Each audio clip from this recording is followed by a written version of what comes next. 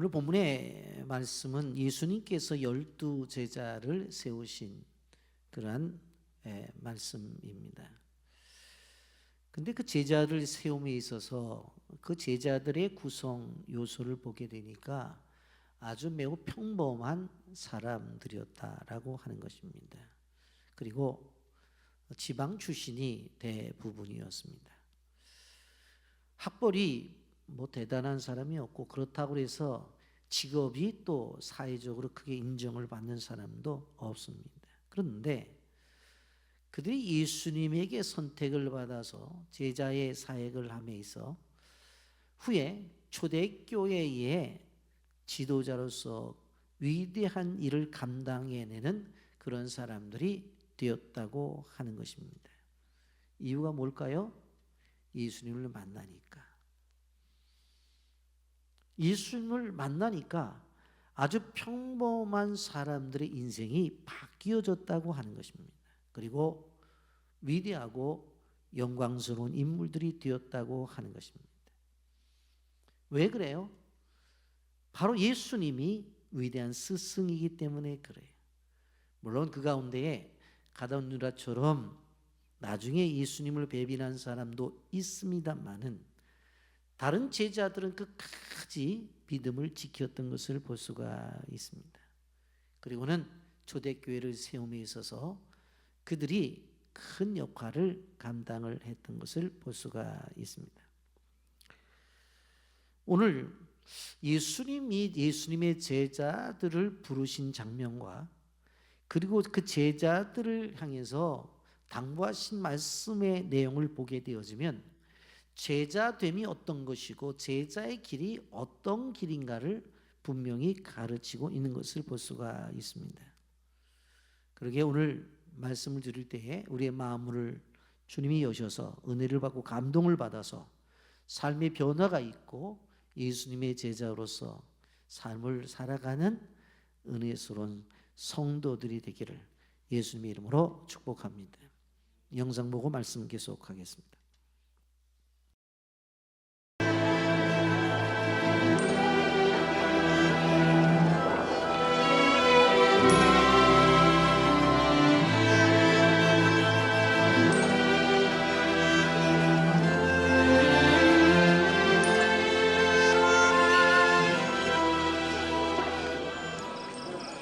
그리고 예수님께서는 기도하러 산에 오르사 밤새도록 하나님께 기도를 드리셨습니다.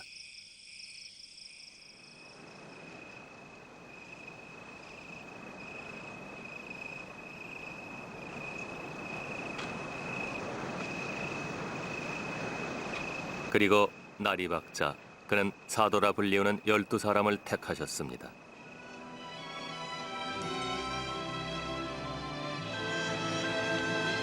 베드로라 하는 시몬과 그의 형제 안드레와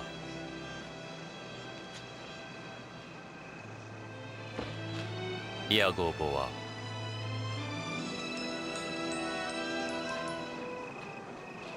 요한과 빌립과 바돌로메와 마테와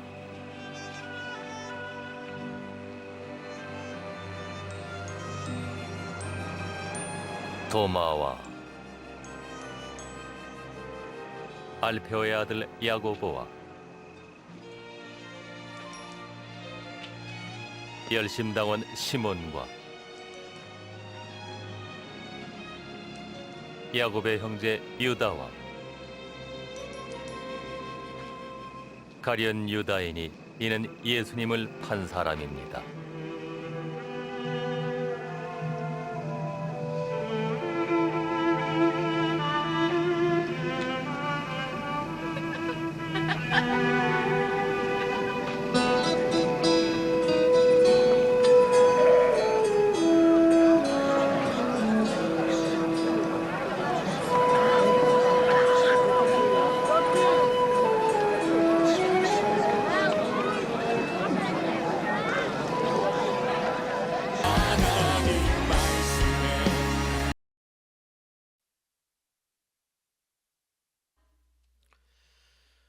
오늘 말씀의 내용을 보게 되어지면 예수님께서 제자들을 부르신 것과 그 제자들을 향해서 주신 설교가 나오는 것을 볼 수가 있습니다.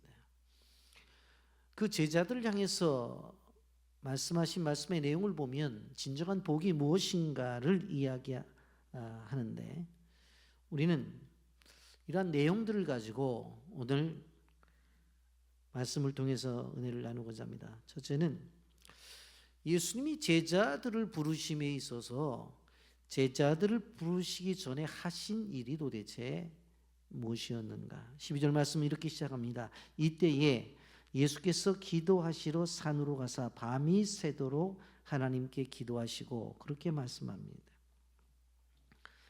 근데 12절 말씀에 이때에 그랬죠. 이때에 기도하러 산으로 가셨다. 이때가 도대체 어떤 때냐? 어떤 때냐? 12절 말씀입니다. 그들은 노기가 가득하여 예수를 어떻게 할까 하고 서로 의논하니라. 이때가 어떤 때요? 안식일에 손 마른 사람을 고친 후에 안식일을 어겼다고 해서 바로 유대인들이, 제사장들이 예수 그리스도를 어떻게 할까? 우리말로 말하면 저거 죽여 살려, 그렇게 의논을 하는 그런 상황이에요. 그 상황 속에서 어떻게 합니까? 기도하러 산으로 가셨다는 것입니다. 왜 예수님이 밤을 새며 기도하셨을까? 왜 예수님이 밤새도록 엎드렸었을까? 우린 그런 생각을 해보면서 능력이 부족해서? 그건 아니잖아요. 능력이 모자라서 기도했다? 그건 아니잖아요. 주님은 이미 지식과 지혜가 충만한 분이며 아무런 부족함이 없이 살아가시는 그런 분이셨어요. 도대체 밤새 무엇을 놓고 기도하셨을까? 첫째, 예수님 자신을 위해서 기도를 하셨습니다. 여러분, 밤을 새며 기도한 간절한 기도의 내용 속에 보게 되어지면 이제 제자들을 불러서 그 제자들과 함께 사역을 해야 되는 자신을 생각해 보게 되어질 때에 어떻게 해요? 자신을 위해서도 기도가 필요했던 것입니다. 여러분, 예수님 당시의 상황을 보게 되어질 때에 참된 목자가 없었습니다. 참된 종교의 지도자들이 없었다고 하는 거예요. 그래서 양들은 목자 없는 양처럼 유리하고 방황을 하고 있었어요. 정치적으로는 로마의 압제 아래에서 동족들이 신음을 하고 있었어요. 경제적으로는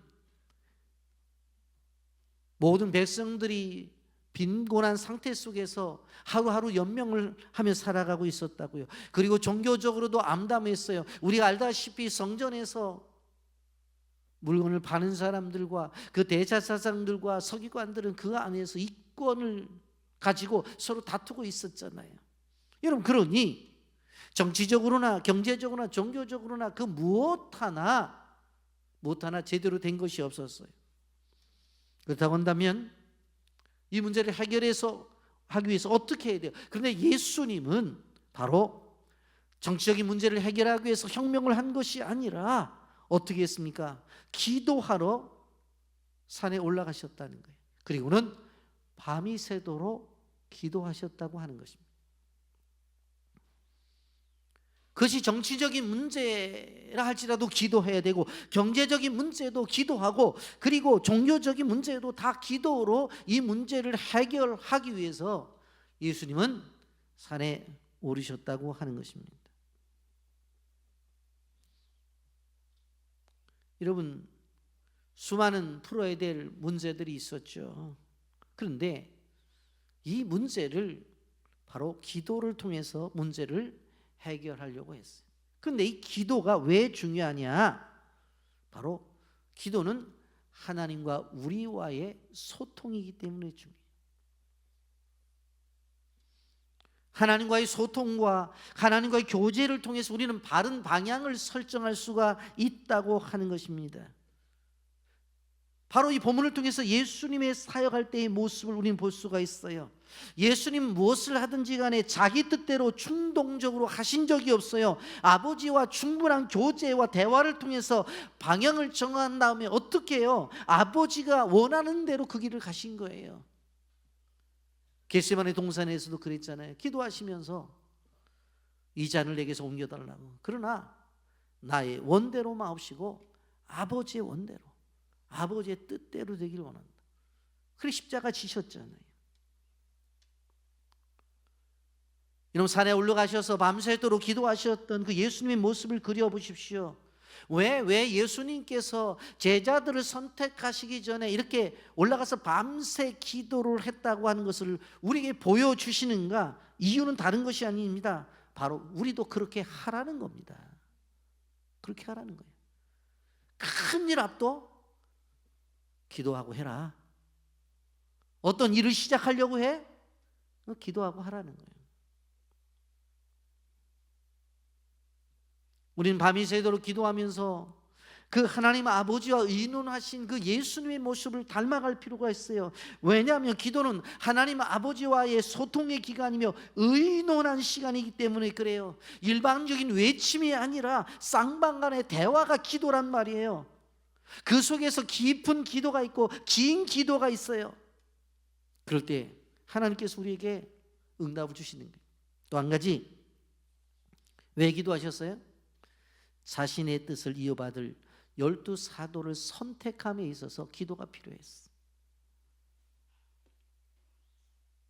예수님께서 사역을 하시죠. 그런데 사역하시다가 죽으시고 부활하시고 승천하시면 끝나잖아요. 그럼 그 일을 누가 해? 그래서 예수님께서 예수님과 함께 사역을 하면서 사역을 위임할 사람들을 선택한 게 12명이에요. 그런데 이 사람들을 정함에 있어서 사람의 뜻대로 지정하는 것이 아니라 하나님의 기준에 따라서 하나님의 뜻대로 하나님의 방식대로 사람을 세워야 되기 때문에 밤새도록 묻고 물었던 거예요.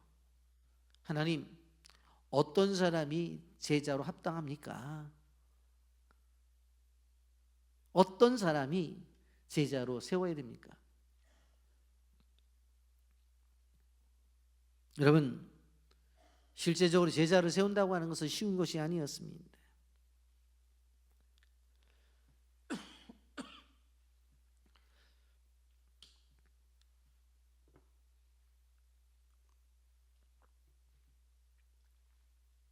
당시에 그 사회적으로 보면 예수님의 인기가 상당히 높았기 때문에 예수님의 제자가 된다는 것이 영광스러운 일이고 기쁜 일이라고 생각할 수가 있습니다. 그러나 예수님 아시잖아요. 이 길은 십자가의 길이에요. 그렇기 때문에 사람을 선택함에 있어서 아무나 선택해서 되는 것이 아니라고 하는 거예요. 그래서 기도하고 또 기도를 하신 것이에요. 여러분, 우리는 우리 자신들을 알고 있습니다. 우리가 얼마나 나약한 존재인지. 하나님의 도우심과 은혜가 없이는 살 수 없는 존재라는 것을 알고 있어요. 왜 우리가 40일을 정해놓고 특세를 하고 새벽에 나와서 기도를 해라, 끊임없이 요구를 하는가 하면은 우리 앞에 나타나 있는 수많은 산적한 문제들을 기도가 없이는 해결할 수가 없기 때문에 그런 거예요. 여러분, 이제 무더운 여름도 다 지나갔습니다. 한마디로 말하면 기도하기 좋은 계절이 왔다고 하는 것입니다. 너무나 춥지도 않고 너무나 덥지도 않은 그러한 계절이 왔는데 이 계절에 무엇을 할 것이냐? 우리는 그리스도인들로서 기도해야 된다는 것입니다. 여러분, 기도에 있어서 예외인 사람은 한 사람도 없다는 걸 알아야 돼요. 저분은 오랫동안 신앙생활을 했으니까 기도 안 해도 되겠지. 저분은 성경을 많이 아니까 뭐 기도 안 해도 되겠지. 그런 게 아니라고 하는 것입니다. 여러분, 저는 목사기 때문에 병원 신방을 자주 가게 되어지는데 중환신자실에 가보게 되어지면 산소 호흡기를 꽂고 계신 분들이 계셔요.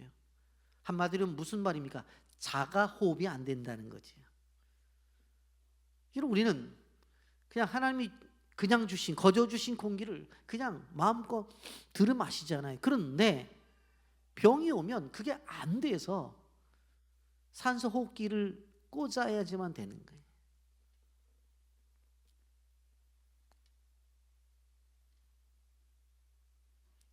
여러분, 기도도 마찬가지예요. 자연스럽게 우리가 기도를 해야 되는데 기도를 하라고 해도 자동적으로 안 돼. 그러면 어떻게 해야 돼요?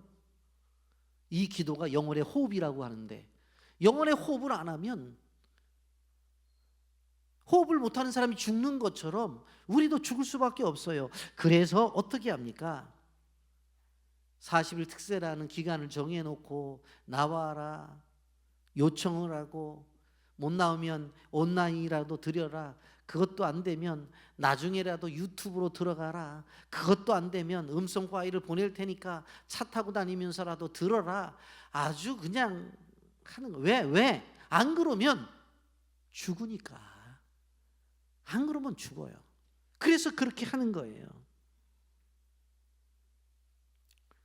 예수님은 아주 혼란한 시대를 사셨습니다.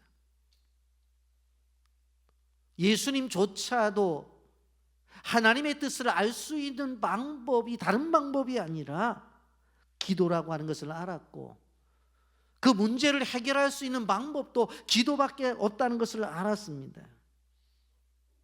그래서 우리가 알아야 될 것은 기도하기 위해서 시간을 내야 되고, 기도하기 위해서 마음을 쏟아야 돼요. 기도하기 위해서 우리가 가지고 있는 열정을 쏟아 부어야 된다고 하는 것입니다. 오늘 우리가 살아가는 세상은 유혹이 많아요. 죄악의 파도가 넘실대요. 이런 혼란 시대를 살아갈 때에 가장 중요한 게 뭐냐? 기도라고 하는 것입니다. 기도가 뭐예요? 하나님 아버지 앞으로 나가는 것이잖아요. 그렇기 때문에 예수님처럼 밤새워 기도하고, 예수님처럼 새벽에 기도하고, 낮에도 기도하고, 일하면서 기도하고, 집에서도 기도하고, 일터에서도 기도하고, 교회에서도 기도하고, 끊임없이 우리가 기도할 때에 우리 앞에 있는 어둠이 깨져버리고 하나님이 인도하시는 길이 보여진다는 사실을 기억하시길 바랍니다. 이 세상을 바라보세요. 유럽의 전쟁이 끝나지 않았잖아요. 러시아와 우크라이나 전쟁. 지금 북한에서 러시아에 지원 병력을 보냈기 때문에 지금 세상이 난리가 났잖아요. 여러분, 이스라엘도 지금 전쟁 중이잖아요. 여러분, 한반도의 남북 관계가 얼마나 예민합니까? 이러한 불안한 시대를 살아가는 우리들에게 가장 필요한 것이 있다고 한다면 그것은 깨어 기도하는 것입니다. 밤이 새도록 기도하는 그러한 성도가 필요하고, 새벽을 깨우는 그러한 성도가 필요하다고 하는 거예요. 금식을 하면서 기도하는 성도가 필요하다고 하는 거예요. 여러분, 이 말씀을 들으면서 마음에 움직임이 있다면 여러분에게 요청하는 거예요. 기도하라고, 기도의 사역자가 되라고. 하나님이 지금도 기도자를 찾고 계십니다. 어떤 일보다도 기도를 통해서 하나님 앞에 나가서 하나님의 얼굴을 뵙는 것이 너무나 귀하다고 하는 거예요. 예수님은 시대의 사명을 감당함에 있어서 그 무엇보다도 기도가 필요하다는 것을 말씀을 하셨습니다. 그래서 예수님의 기도 사역을 보면 피곤해도 기도했고, 힘이 들어도 기도하셨어요. 기도할 공간이 마땅치 않으니까 어디로 올라갔어요? 산에 올라가셔서 기도했잖아요. 여러분, 기도하는 일에 있어서 핑계를 대서는 안 돼요. 너무 시간이 없다고요? 기도할 장소가 없다고요? 지금의 상황이 형편이 안 된다고요? 너무나 몸이 아프다고요? 한마디 냉혹한 말씀을 드릴게요. 기도하다가 돌아가시면 순교예요. 순교. 이런 지금 우리가 살아가는 세상은 복음 전하는 것이 너무 자유로워서 특별한 무슬림 지역이 아닐진데 선교사들이 선교를 하는데도 어려움이 없어요. 지금은. 그러니까 한마디로 순교할 일이 그리 많지 않다는 거예요.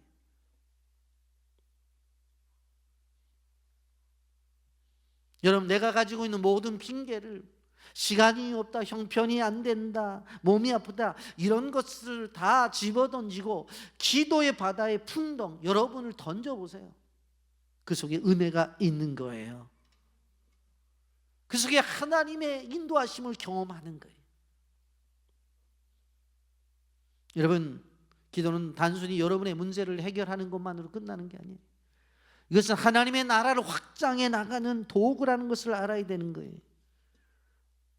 여러분, 하나님의 일하심을 어떻게 경험할 수 있어요? 우리가 기도할 때에 나의 삶을 통해서 하나님의 일하심을 경험하는 거예요. 이렇게 일하시는구나. 하나님이 이렇게 움직이시는구나. 여러분, 우리는 중요한 시점에 와 있습니다. 이제 만수동 시대를 마치고 이제 논현동으로 이사가서 논현동 시대를 우리는 시작하게 될 것입니다. 비상적으로 생각을 해보면 이 좁은 공간에서 예배를 드리다가 지하가 2개 층이 되어지고 지상이 7층이 되어지는 9개 층의 큰 건물에 우리가 들어가게 되어질 때 건물도 크고, 아이고 벌써 권사님들은 전기세 많이 나오죠. 그것부터 걱정하고 계신데 제가 웃으면서 그래요. 안 키면 되지 뭐. 제가 웃으면서 그렇게 얘기를 합니다마는, 여러분 그러면서 멀어서 갈 수나 있겠냐고 그런 얘기들을 해요. 여러분, 서울 동안교회에서 목회하셨던 김동호 목사님의 간증해 보게 되어지면 뭐라고 그랬어요? 부산에서 주일마다 비행기를 타고 와서 주일을 지키는 성도들이 있었다고 해요. 여의도 순복음교회 고인되셨지만은 조영기 목사님은 늘 제주도에서도 비행기를 타고 와서 여의도 순복음 예배를 드렸던 성도들이 있었다고 얘기를 해요. 거리가 문제가 되는 게 아니에요.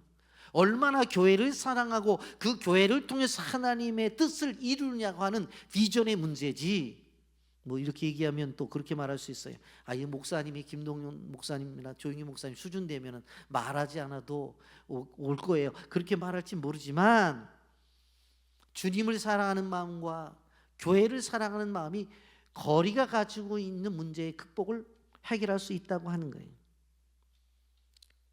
우리는 그림을 크게 보아야 돼요.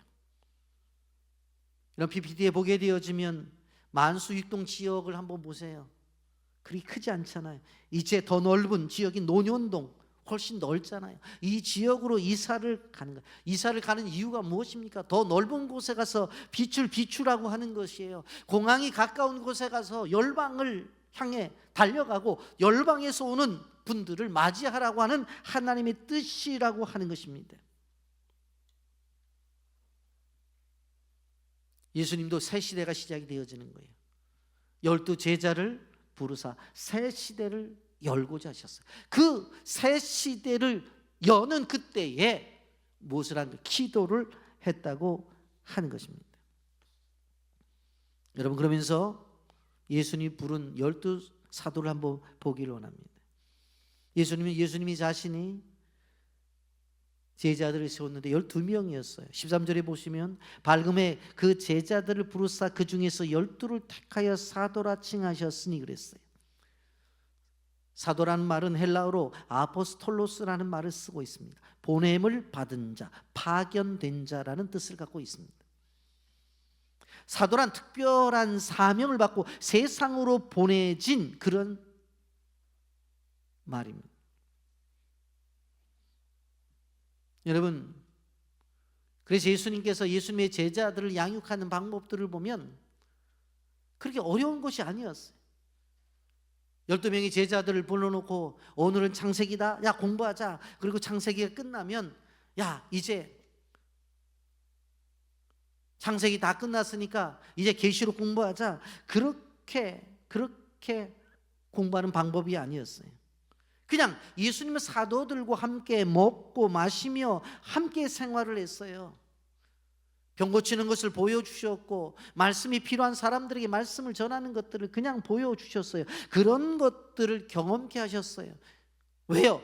자신이 이제 십자가에 죽고 그 다음 부활하여 하나님의 품에 안긴 다음에 그들이 해야 될 것, 그것들을 보여주신 것. 그들의 이름이 뭐예요? 14절부터 16절에 보면 곧 베드로라고도 이름을 주신 시몬과 그의 동생 안드레와 야곱과 요한과 빌립과 바돌로메와 마테와 도마와 알포의 아들 야곱과 셀롯이라는 시몬과 야곱의 아들 유다와 예수를 파는 자가 될 가룟 유다. 여러분, 이 사람들을 통해서 예수님은 위대한 일을 하고자 원하셨어요. 그래서 제자로 세우신 거예요.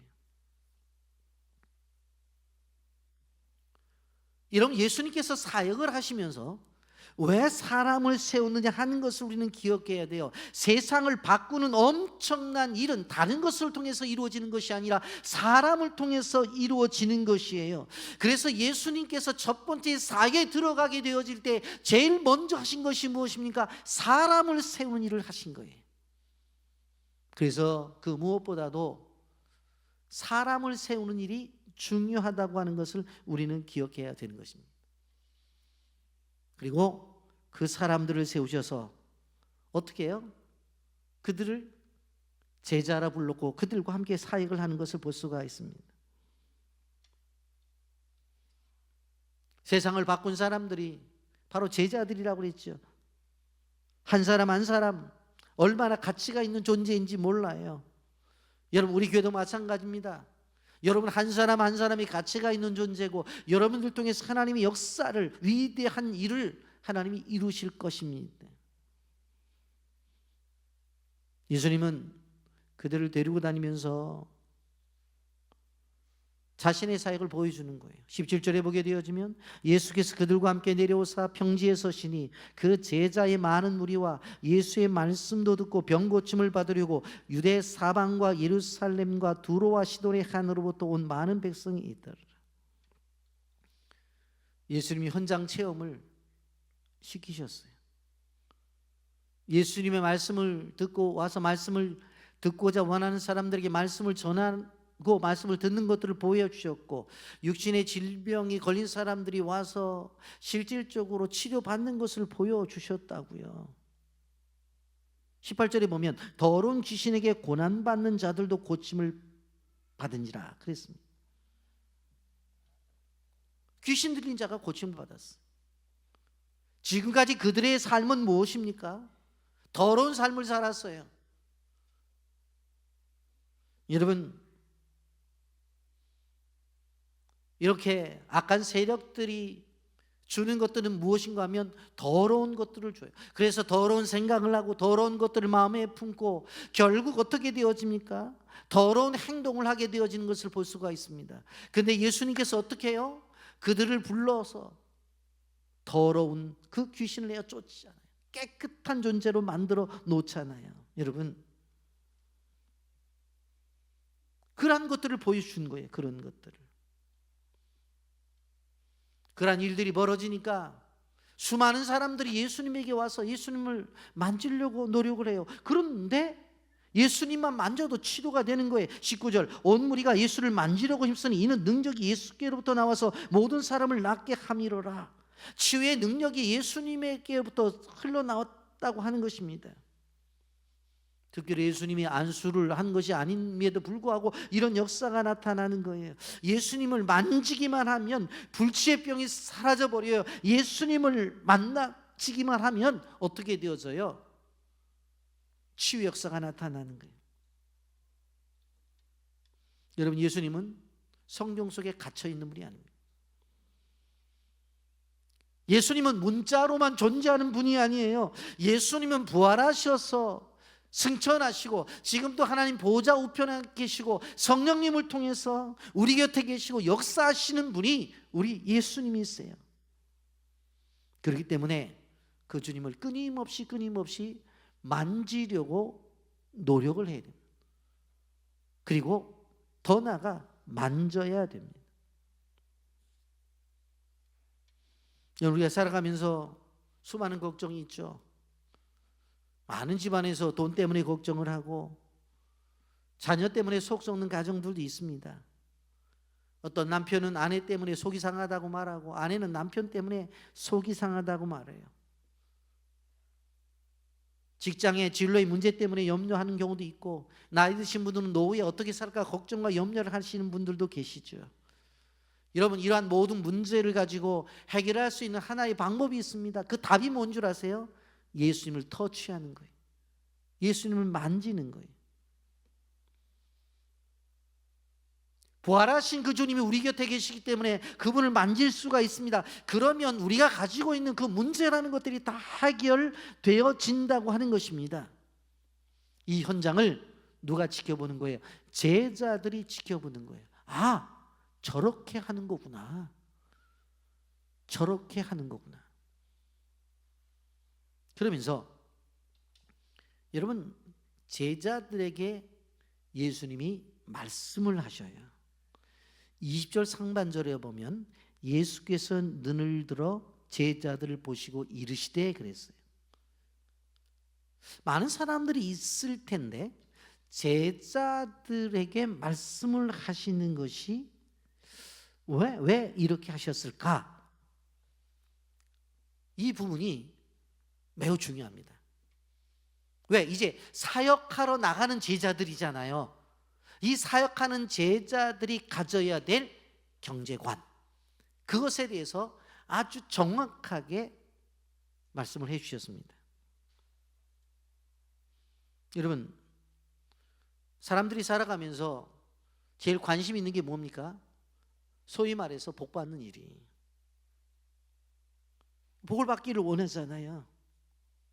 좋은 가정에 태어난 사람들은 부모의 복을 받았다고 그렇게 말하잖아요. 사업을 해서 돈을 잘 버는 사람들은 재물에 복이 있다고 그렇게 말을 해요. 사업을 하면서 혹은 주변에 좋은 사람들을 만나면 나는 인복이 있다고 그렇게 말을 합니다. 건강한 사람들은 건강에 복이 있다고 말을 해요. 뭔가 형통이라는 것과 연결이 되어지면 다 그것을 복 받았다고 그렇게 표현을 합니다. 그런데 반대로 그런 것들이 안 되면 복을 못 받았다고 그렇게 말을 해요. 그 심하게 표현하면 하여튼 내 인생은 징글징글맞게 되는 일이 없다고 그렇게 얘기를 한다니까. 자기는 복이 없다는 거지. 그런데 우리가 아셔야 되는 것이 무엇인가 하면 이 복이라는 것들을 생각해 볼 때 왜 이렇게 정의를 내릴 수 있느냐 하는 것은 복이라는 것을 나 중심으로 생각하기 때문에 그렇습니다. 내가 원하는 것을 소유하면 복이에요. 그런데 내가 원하는데도 그것이 주어지지 아니하면 그건 복이 없다고 그렇게 말해요. 예수님께서 예수님의 제자들에게 말씀하신 복은 차원이 달라요. 오늘 본문을 통해서 예수님께서 네 가지의 복과 그리고 네 가지의 화에 대해서 말씀을 해요. 그런데 내용을 보세요. 가난한 자가 복이 있고 줄인 자가 복이 있고 우는 자가 복이 있고 미움을 받는 자가 복이 있대요.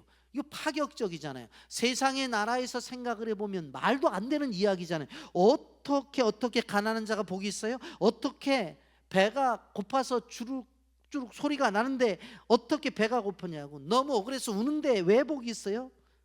미움을 받는데 왜 복이 있냐고.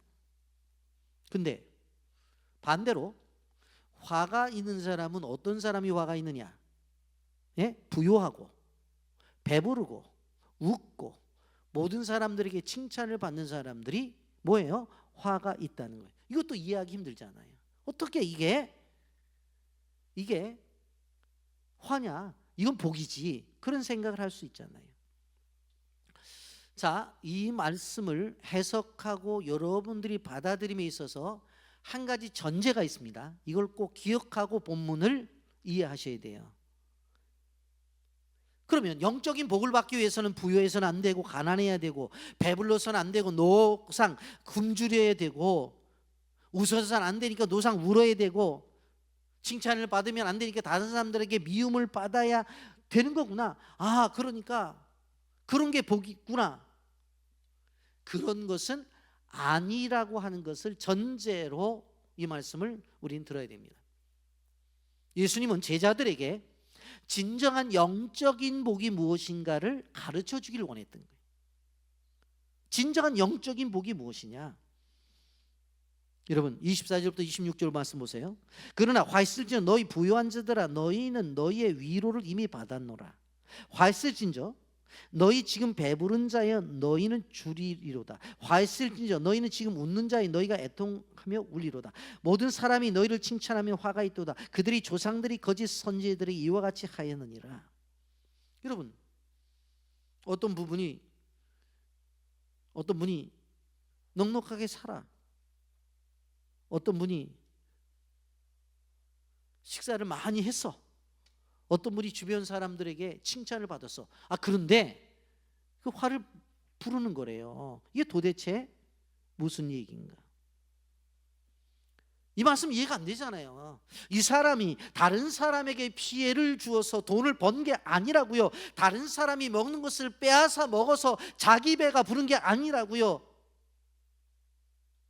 다른 사람의 사업을 회방 놓으면서 돈을 번 게 아니라고요.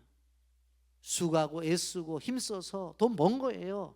그리고 주어진 것들을 먹은 거예요. 이 사람이 일을 잘해서 주변 사람들로부터 칭찬을 받은 거예요. 그런데 왜 주님이 이렇게 말씀하시느냐라고 하는 것입니다. 세 가지로 말씀드립니다. 첫째, 무엇이 문제입니까? 이것을 자기가 이루었다고 생각하는 거예요. 내가 돈 벌었어. 내 거 내가 먹는데 누가 뭐라고 말을 해? 내가 잘해서 칭찬받는 건데 내가 그러기 때문에 여기에 문제가 있는 거예요. 내가 이루었다는 거예요. 내가 이루었다는 거예요. 주님이 그렇게 묻는 거예요. 네가 이루었으면 나는 어디가 있냐? 나는 도대체 너 기도했잖아. 달라고. 그래서 줬어. 그랬더니 내 이름만 내놔? 그럼 나는 뭐야? 나는? 그걸 묻는 거예요. 두 번째, 이렇게 있게 되어질 때 많은 사람들이 기도를 잊어버린다는 거예요. 없을 때는 달라고 기도를 했는데 주어지니까 기도를 안 해요. 그러니 주어진 것이 오히려 복이 아니라 화가 될 수가 있다. 없을 때는 와서 달라고, 살려달라고, 주셔야지만 산다고 눈물 콧물 흘려서 그래 내가 줄게 하고 주었더니 그 다음부터는 어떻게 해요? 받은 다음에는 어떻게 되어져요? 하나님에 대한 관심이 없어지는 거예요. 아이들 키운 부모님들은 다 알잖아요. 시장에 나가서 그냥 장난감 사달라, 과자 사달라, 그냥 치마 붙잡고 그냥 요구하잖아요. 집에 있잖아. 그래도 관계없어요. 그냥 사달라고 울어요. 사줬어요. 그 다음부터는 엄마 손 놔요.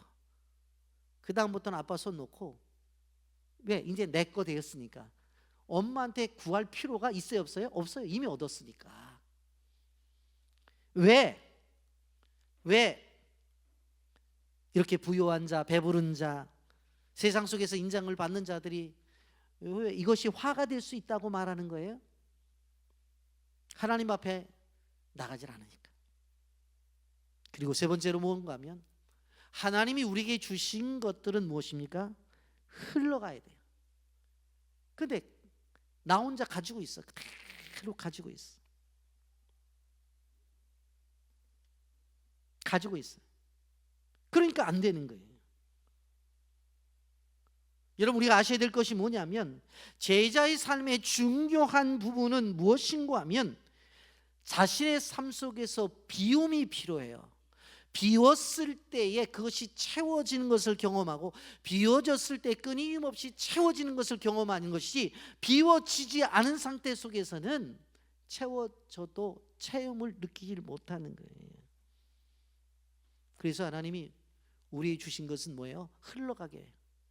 하나님 그걸 요구하세요. 그런데 여기 있는 사람은 뭐예요? 부유해. 부유함을 그냥 가지고만 있어. 배불러. 다른 사람의 굶주림에 대한 관심이 없어.